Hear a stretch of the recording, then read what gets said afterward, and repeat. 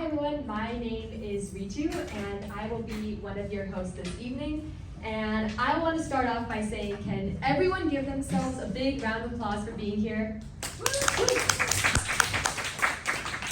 Like, props to you guys for attending a comedy event with a meaningful topic. Like, a lot of the time, comedy is just laughing at dumb stuff, like airplane food. It's so bad, right? Ha ha ha.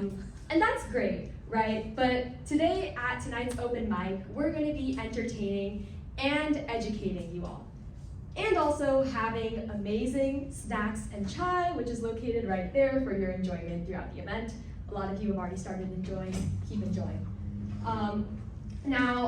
So as I said, my name is Ritu, and in this room we have teachers, students, parents, and community members working on educational policies. Big shout out to Sunnyvale for Equity in Education Group. And so just to get a sense of the experiences in this room, I'm gonna ask some questions, don't overthink it, you guys. Who here has ever gone to a school? Okay, most if not all of us, all right. Who has gone to a school that supported them and they felt like they had a good support system, good education? All right, not everyone, all right.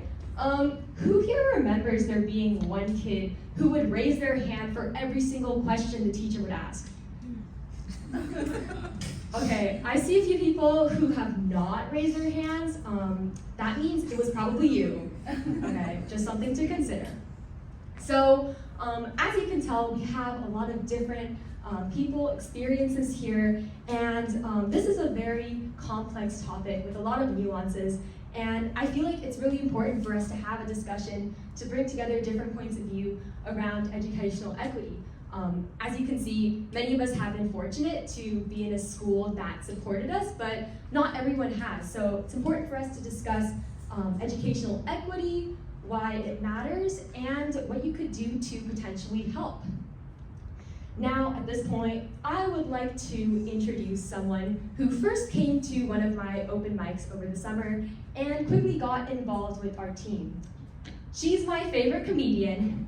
You know her, you love her. Give it up for your co-host, Sarah.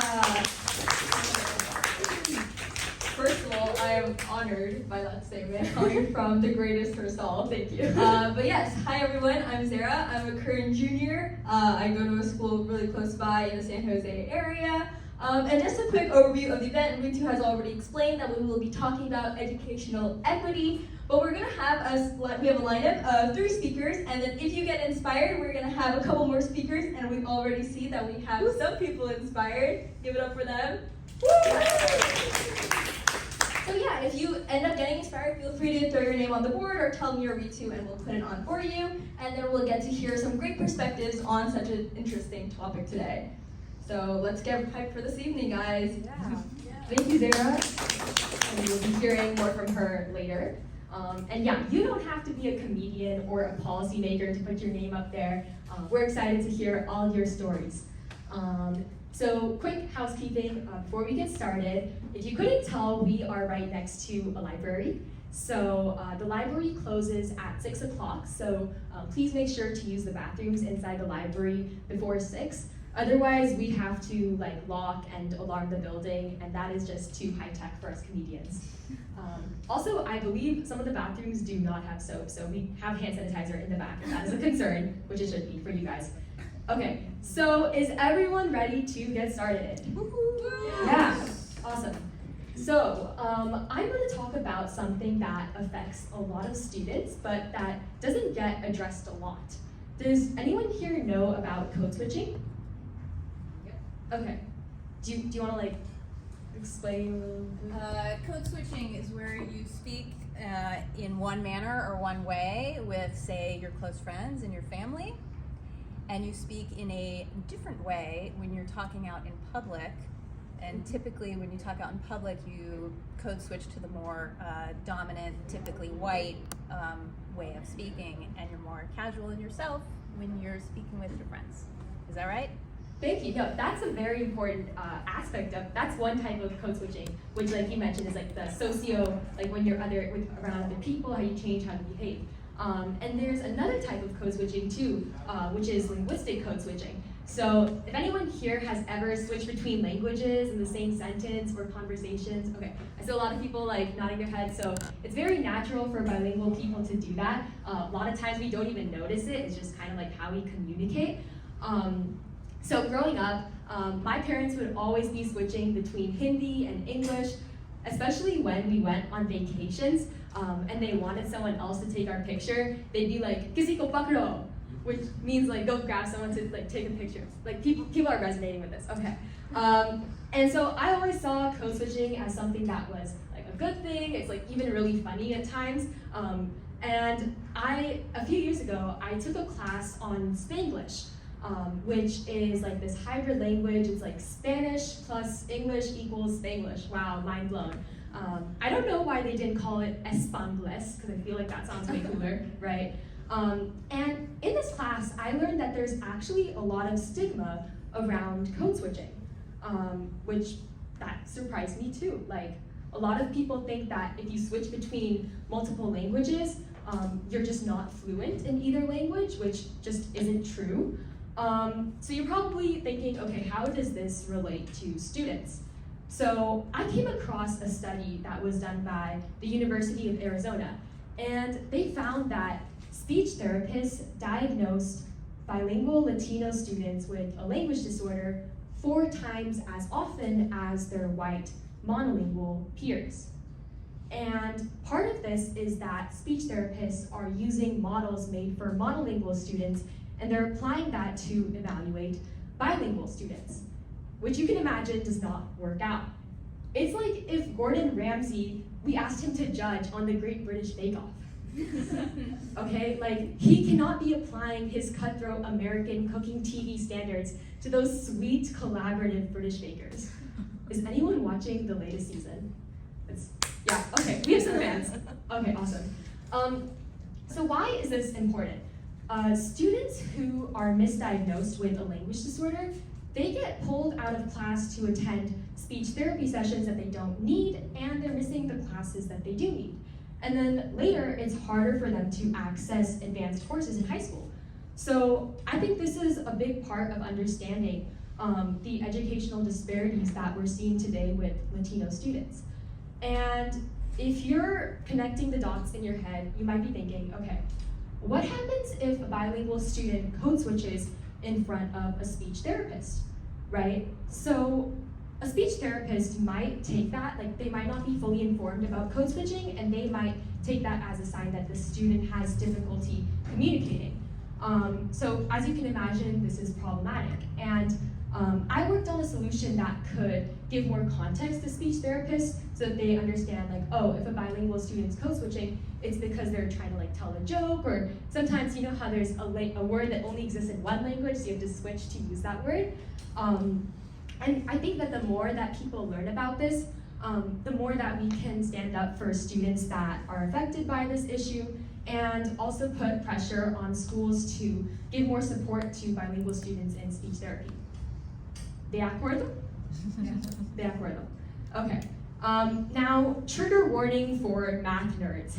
This next part might really bother you if you love math. So who here like loves math? Okay. You might want to cover your ears, but no, this is important. You need to know this. Has anyone here heard of the California Math Framework? Okay, a few people. So it's kind of like Common Core 2.0. This is this math educational policy that California rolled out over the summer. And the problem that they're trying to address is that a lot of minority students are underrepresented in these advanced math classes in high school, which is a real problem, like we can agree on that.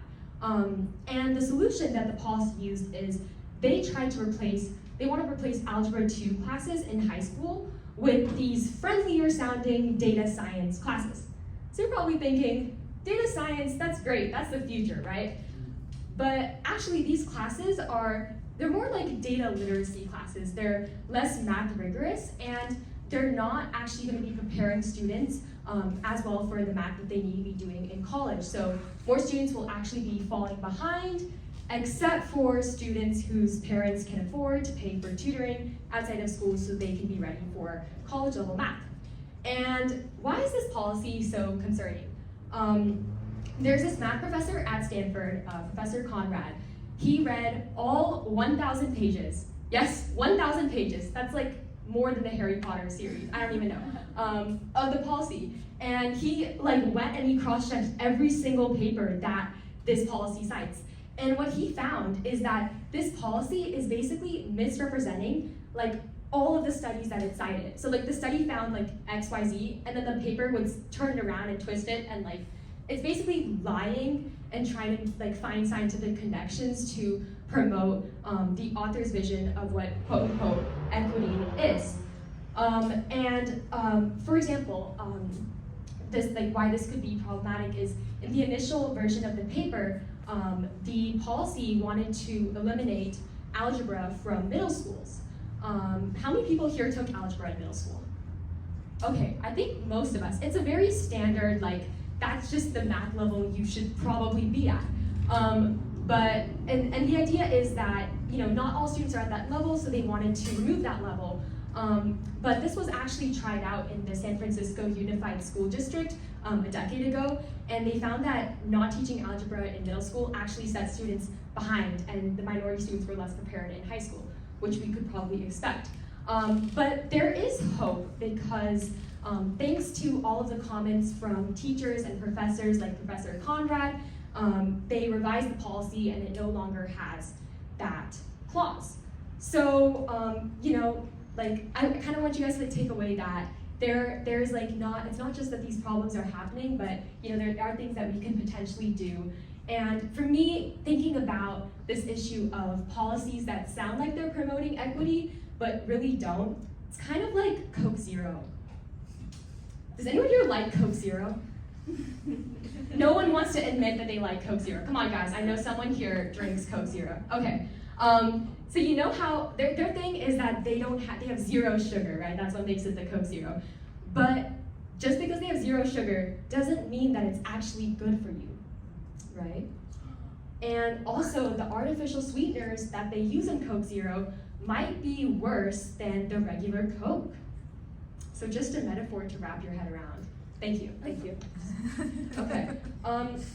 But yeah, that was my take on a few of these issues, and I look forward to hearing people's personal perspectives and stories, and hope that we can all walk away with a better understanding of how we can support all students. So thank you.